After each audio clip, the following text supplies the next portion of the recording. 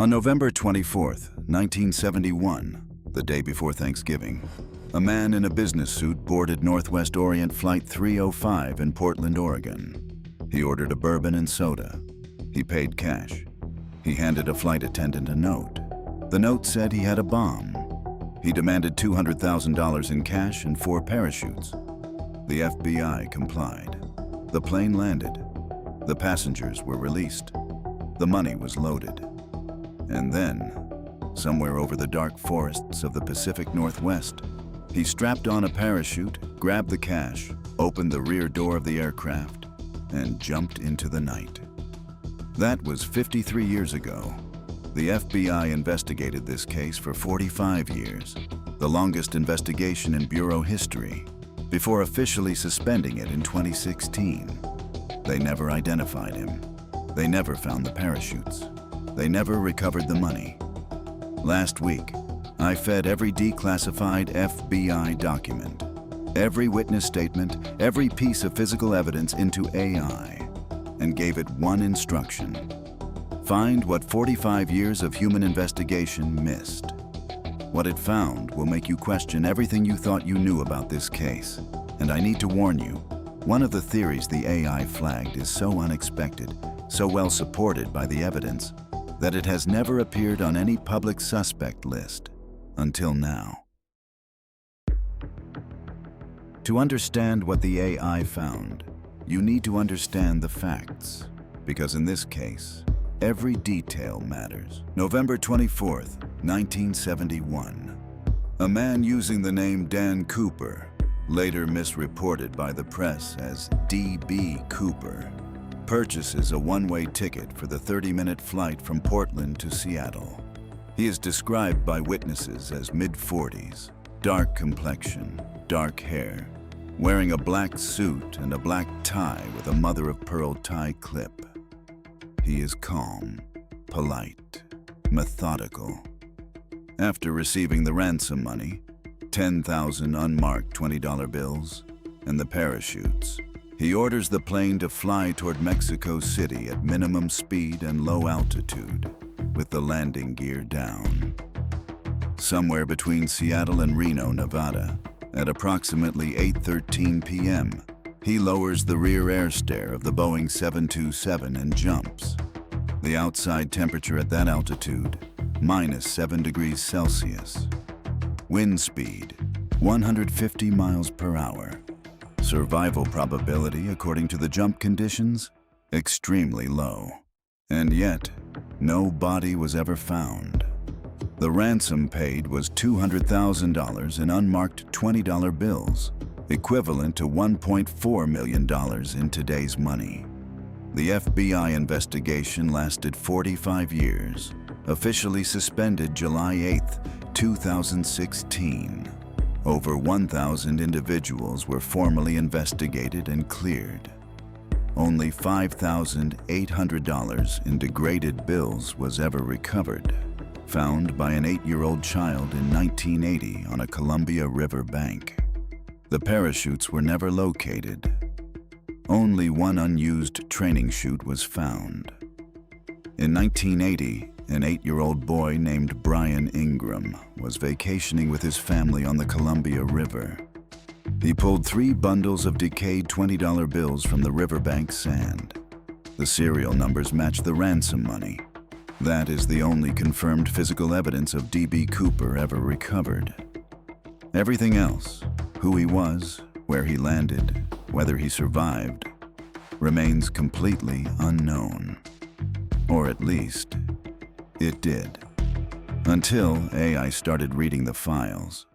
Because when you give an AI system access to 45 years of FBI investigative data and ask it to find patterns, it doesn't get tired, it doesn't form biases, and it doesn't overlook the details that seem insignificant. And in this case, those details tell a very specific story.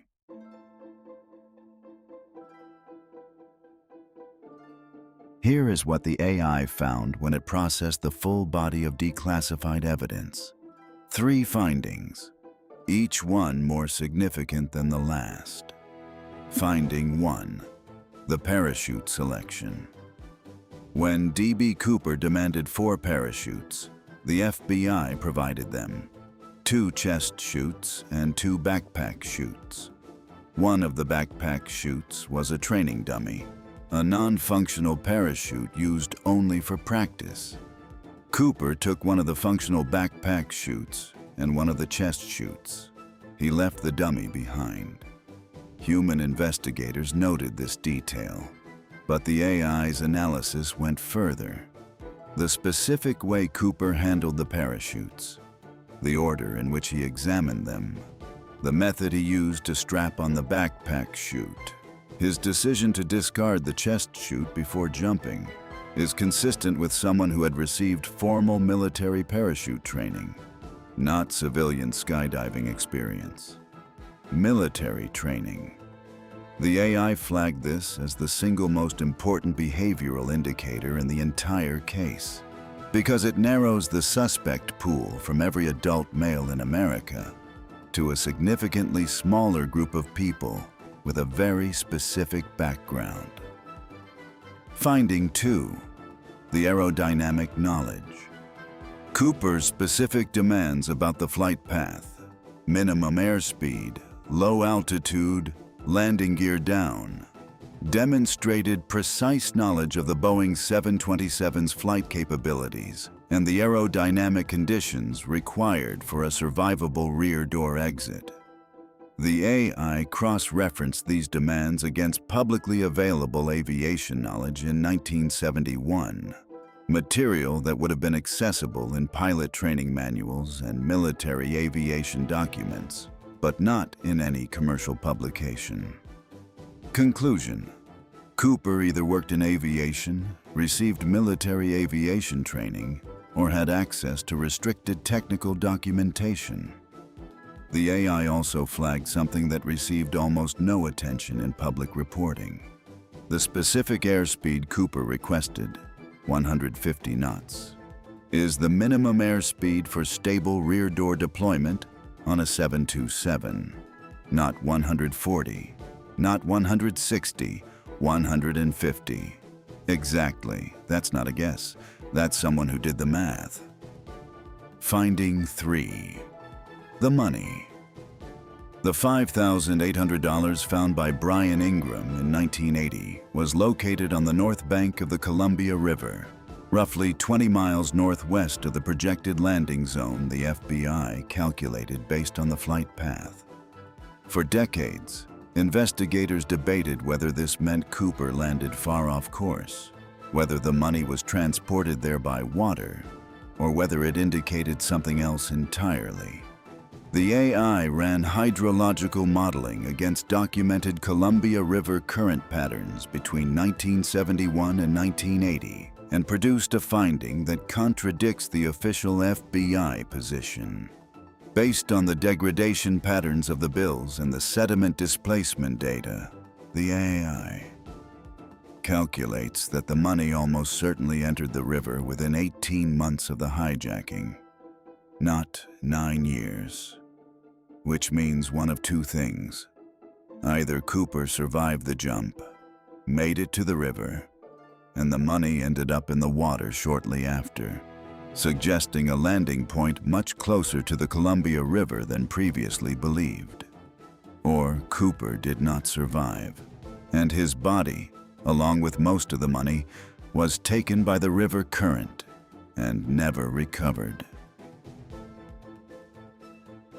Assigns a 67% probability to the first scenario. Cooper very likely survived the jump, which means he walked away, which means he built a life somewhere with a different name, a different face, and a story no one would ever believe. But here is where the AI's analysis gets truly disturbing. Beyond the physical evidence, the AI analyzed something that forensic investigators rarely have the time or computational power to process fully: the behavioral profile embedded in Cooper's interaction with the crew. Flight attendant Tina Mucklow spent more time with Cooper than anyone else during the hijacking. Her testimony runs to dozens of pages. The AI read all of it. Behavioral Pattern 1. Controlled empathy. According to Mucklow's testimony, Cooper repeatedly apologized to the crew. He told her he was sorry for putting her through this. He asked if she was cold. He offered her part of his meal. The AI's assessment. This is not the behavior of a psychopath or a career criminal. This is a person who is deeply uncomfortable with causing distress to individuals, while simultaneously being completely committed to the plan. Psychological profile indicator. Professional background involving high-stress decision-making with concern for civilian welfare. Military, law enforcement, or both. Behavioral Pattern 2. Operational compartmentalization. Throughout the entire hijacking, which lasted several hours, Cooper never lost his composure, never raised his voice, never made a threat he didn't need to make. When the FBI attempted to send a plane to follow Flight 305, Cooper detected the tail and calmly instructed the pilots to lose it. The AI flagged this as textbook operational compartmentalization, the ability to separate the emotional reality of a situation from the tactical requirements of executing a plan. This is trained behavior. It is extremely rare in civilians and extremely common in people with special operations backgrounds. Behavioral Pattern 3. Exit strategy precision. Most hijackers in 1971 demanded to be flown to Cuba. Cooper demanded money and parachutes, and then created an exit strategy so precise that it took the FBI 45 years to stop actively pursuing it.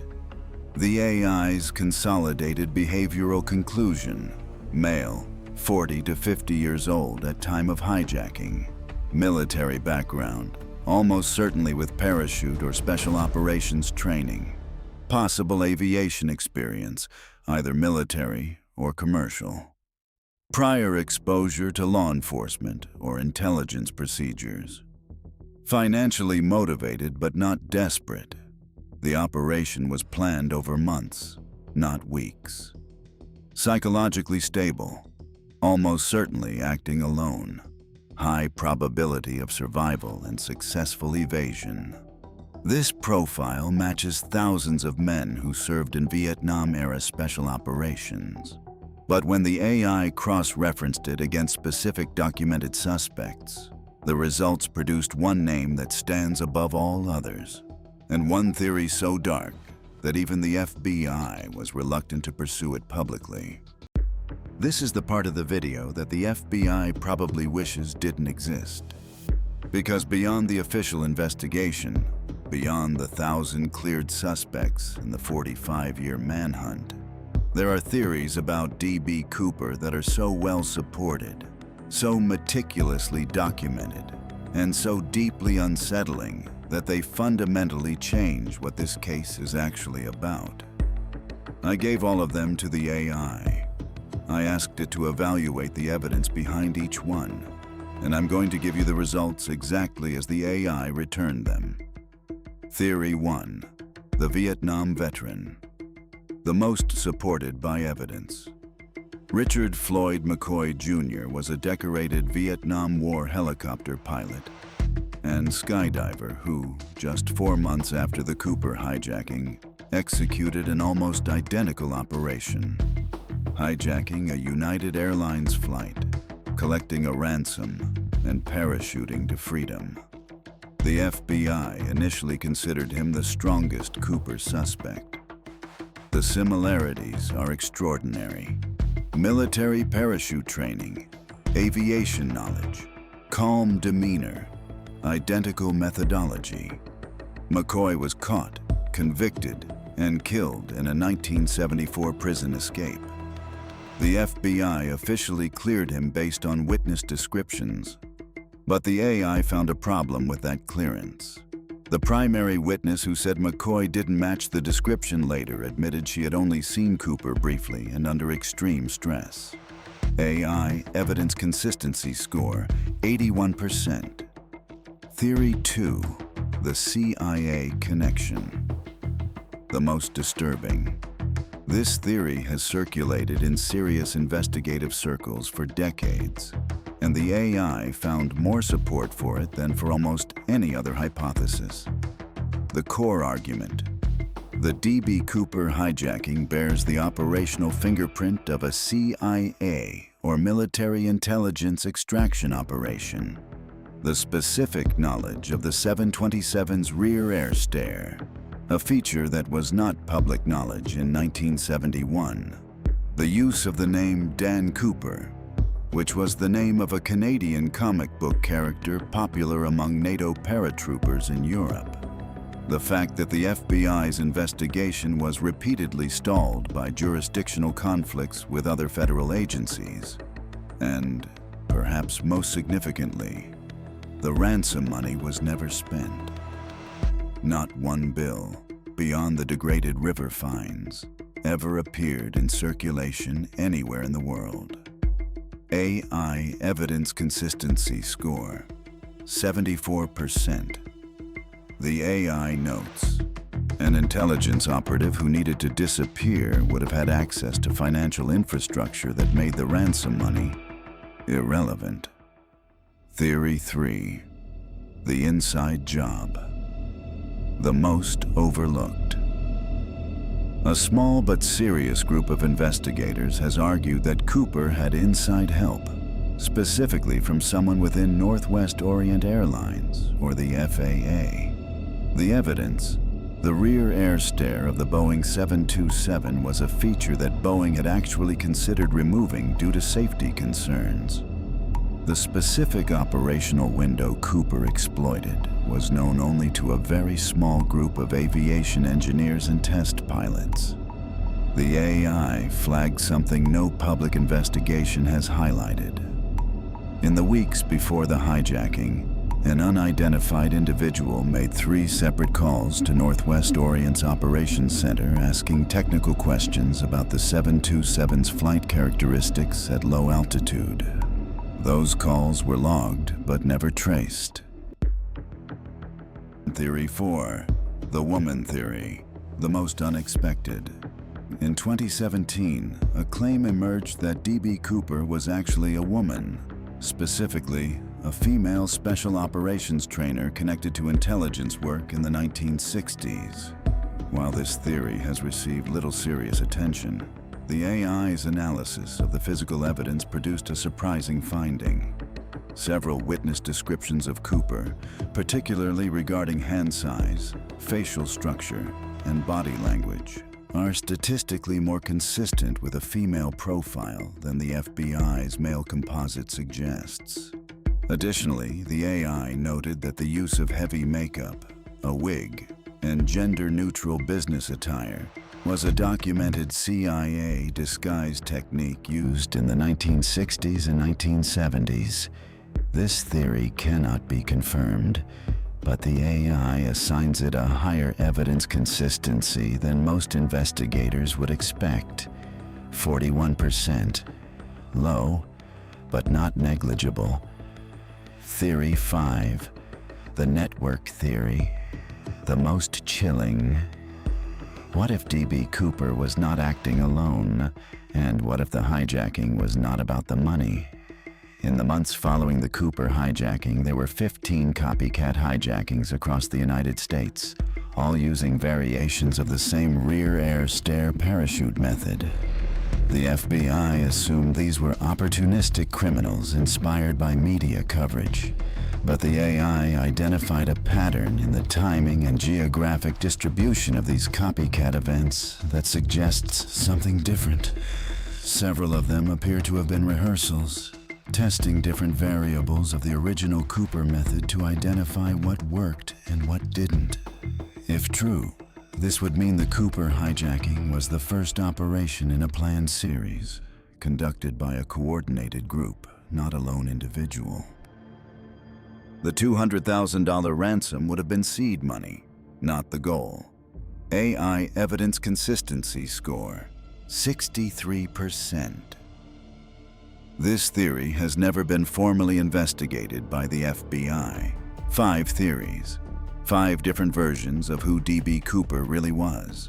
But when the AI synthesized all of them against the physical evidence, the behavioral profile, and the 45 years of investigative data, it produced a composite answer.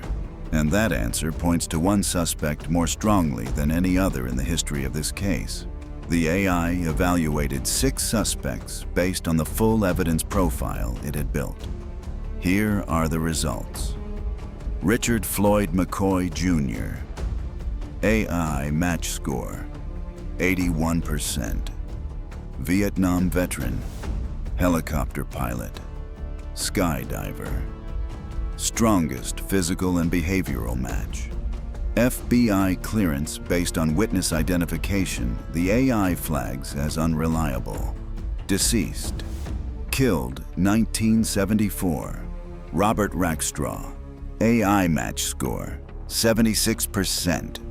Army paratrooper and con artist. FBI's most investigated suspect after 2016. Parachute training confirmed.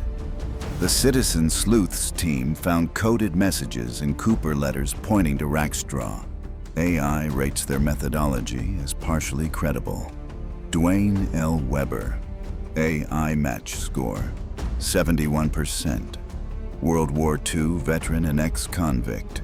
Deathbed confession to his wife in 1995.